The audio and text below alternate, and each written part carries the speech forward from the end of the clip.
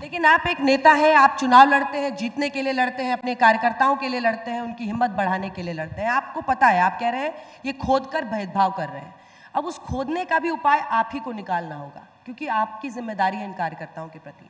आप कह रहे हैं पुलिस चुनाव जितवाती है उपचुनाव में, लेकिन हमने देखा इससे पहले भी जब आपकी सरकार थी तो जो सत्ता में रहता है उसके पक्ष में नतीजे आते हैं। ये मत कहिए आप। ज्यादातर राज्यों में, मैं आपकी सिर्फ नहीं कह रही। तो मैं आपसे सहमत हूँ फिर, तो इसका मतलब चुनाव नहीं हुआ वो ठीक तरीके से। उपचुनाव में ऐसा देखा जाता है, ऐसा माना जाता है। इसकी भी काट आप ही को ढूंढनी है।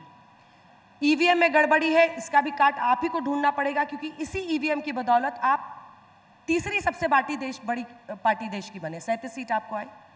तब क्या ईवीएम, तब क्या ये पुलिस नहीं थी? कौन सी बीजेपी चाहेगी कि वो नीतीश कुमार, आप जानते ही हैं नीतीश बाबू क्या है, नीतीश कुमार और चंद्रबाबू नायडू के मोहताज रहे? ये बड़े सवाल हैं, और जो सवाल आप पूछ रहे हैं कि उत्तर प्रदेश में ईवीएम से ही, मैंने हमेशा ये कहा कि ईवीएम से ही हरा करके ईवीएम हटाऊंगा। और मैंने लोकसभा में कहा कि अगर मेरी 80 से 80 लोकसभा जीत जाऊंगा तब भी मैं ईवीएम को हटाने के लिए आह्वान करूंगा। हम और आप जो बैठे हैं, दुनिया के हम डेमोक्रेसीज को देखते हैं, बहुत सारे मुल्क जो डेवलप्ड हैं वो मुल्क ईवीएम क्यों नहीं इस्तेमाल कर रहे हैं? और जर्मनी जैसा देश जो सबसे ताकतवर है कई मायनों में, वो अपने देश में ईवीएम इस्तेमाल को अनकॉन्स्टिट्यूशनल बोलता है। वो देश कहता है कि ईवीएम से अगर वोट पड़ेगा तो अनकॉन्स्टिट्यूशनल है। हमारे यहाँ लोग तो 80% की 60% लोग अनाज पर जीवन जी रहे हैं। इसलिए ईवीएम पे अगर एक वोट का भी भरोसा नहीं है तो हमें ईवीएम हटा देनी चाहिए। बैलेट पेपर के दौरान क्या होता था आपको भी याद और होगा? ईवीएम में क्या हो रहा है अभी उत्तर प्रदेश के 9 इलेक्शन में क्या हुआ है? तो फिर इसलिए इस क्या बहस, है? ये एक दो कहीं घटनाएं हो जाए उसकी वजह से आप ये पूरा का पूरा व्यवस्था नहीं, लेकिन सबसे भरोसे का, क्योंकि हम ये कहते हैं कि वोट बैलेट्स होगा, बैलेट से सरकार बदलेंगे। और इलेक्शन कमीशन और हमारा एक्ट ये कहता है कि वोट हमने किसको डाला है पता नहीं लगना चाहिए। सीक्रेट बैलेट है लिखा हुआ। अगर सीक्रेट बैलेट लिखा हुआ तो बैलेट से ज़्यादा सीक्रेट कोई नहीं हो सकता है। मशीन से आपको पता लग रहा है कि इस गांव में इस मोहल्ले ने किसको वोट दिया है। आप दुश्मनियां बढ़ा रहे हैं इसकी वजह से। तो जो सीक्रेट बैलेट वोटिंग का कॉन्सेप्ट है वो बैलेट से ही आप बचा सकते हैं।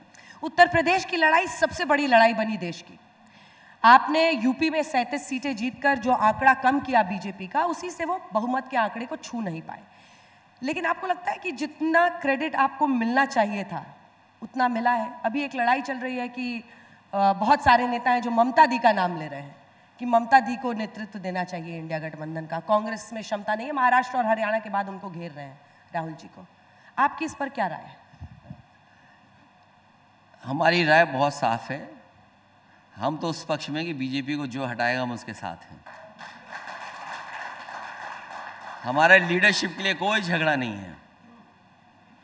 हम लोग यूपी से हैं और यूपी ही प्रधानमंत्री बनाता है, यूपी ही दिशा तय करता है।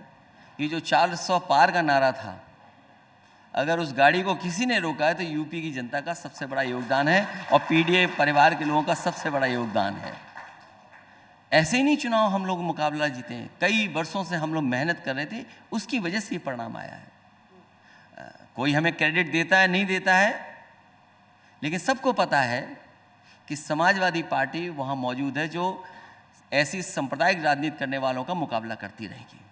समाजवादी पार्टी ने सबसे ताकतवर तरीके से लड़ाई की, दबे अंदाज में आपने बोली ये बात। समाजवादी पार्टी ने जो लड़ाई लड़ी और हमारे कार्यकर्ताओं ने जो लड़ाई लड़ी है उसके लिए मैं बधाई देता हूं उनको कि हर बूथ पर, हर वोटर लिस्ट को, मुझे याद है जब मैं 22 में चुनाव हारा तो मैंने ये कहा कि इलेक्शन कमीशन ने जानबूझ करके वोटर लिस्ट में इस तरह का काम किया कि हमारे वोटर्स के नाम काट दिए, और उसका परिणाम ये हुआ कि इलेक्शन कमीशन ने मुझे नोटिस दिया था कि आप किस आधार पर कह रहे हो।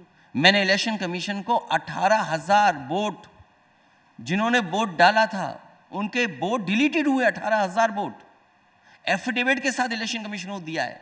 अभी तक एक भी अधिकारी पर कार्रवाई नहीं हुई। अगर एक अधिकारी पर कार्रवाई हो जाएगी उसी दिन पूरे उत्तर प्रदेश की वोटर लिस्ट कभी खराब नहीं होगी, एक भी वोट काटा नहीं जाएगा।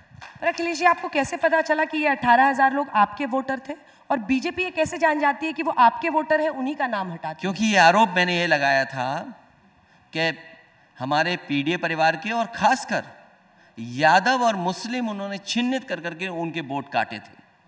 क्योंकि हम लोग इलेक्शन में रहते हैं तो वोटर लिस्ट का भी अध्ययन करते हैं, तो जब वोटर लिस्ट का अध्ययन करना पड़ता है तो सब चीज़ें पता होती हैं कौन किसका वोट कटा है। और जो व्यक्ति गया वोट डालने और जब वोटर लिस्ट में उसका नाम नहीं था, जब उसने पॉलिटिकल पार्टी को शिकायत की, क्योंकि इलेक्शन कमीशन कहता है कि आपको BLA बनाना है, आपको बूथ लेवल एजेंट बनाती है पॉलिटिकल पार्टी, तो हमारा जब एजेंट रहता है वहाँ पर वो देखता है कि हमारा वोट नहीं पड़ रहा है, वोटर लिस्ट में नाम नहीं है, तो शिकायत वहाँ से पता लगती है हमें कि हमारे बूथ पर हमारा जो पार्टी का एजेंट था जो हमारा, उसने बताया कि आपका वोट नहीं पड़ पाया, इसका वोट वोटर लिस्ट से गायब किया है। अखिलेश जी, आपने शायद पहली बार मुझे लगता है बोला होगा कि हमारे जो वोटर्स लिस्ट थे उसमें उन्होंने चुन चुनकर M और Y मतलब मुस्लिम और यादव मैंने ये का बात नाम तो मंच से कहा, मन से कही। मैं मंच से कहा हूं और इसलिए मुझे नोटिस दिया था इलेक्शन कमीशन ने, हाँ। कहा कि किस आधार पर आप कह रहे हैं, तो मैंने 18,000 वोट वो जो डिलीट किए गए थे और जो जिंदा थे और जिनको वोट नहीं डालने का मौका मिला, मैंने विद एफिडेविट शिकायत इलेक्शन कमीशन को और की यही है। वो कहते हैं कि आप देखिए, पिछड़ा, दलित, अगड़ा, जो भी आप अल्पसंख्यक या मुस्लिम, यादव, आप जाति में, धर्म में लोगों को आप बांटते हैं। वो कह रहे हैं कि एक है तो सेफ है। मैंने नहीं बांटा, कभी कोई एक मनु ऋषि आए थे, उन्होंने बांटा है, मैंने किसी को नहीं बांटा। मैं तो जोड़ने की कोशिश कर रहा हूँ, मैं उनको सामाजिक न्याय दिलाने की कोशिश कर रहा हूँ, जो आधे अधूरे पीछे रह गए लोग उनको सम्मान दिलाने का काम कर रहा हूँ। और हम में से तो वो लोग हैं जिनके जाने के बाद मंदिर में गंगा जल से धुलाई होती है, तो इसलिए हमारी जिम्मेदारी ज़्यादा बड़ी बनती है कि हम तमाम अपने पीडीए परिवार के लोगों को न्याय दिलाएं, उनको मान सम्मान दिला करके समाज में आगे बढ़ाएं। तो बाकी लोग उनके नेता नहीं हैं आप? इसीलिए मैंने लीडर ऑपोजिशन बनाया माता प्रसाद पांडे जी। पर उनके भी तो नेता आप हैं ना, तो सबका नाम बोलिए कि सारे यूपी वाले हमारे। नहीं, मैं तो कहता ही हूँ, जात वाला फॉर्मूला नहीं, क्यों? जाति के आधार पर नहीं है, हम सब जातियों को जोड़ करके ही आगे चलना चाहते हैं।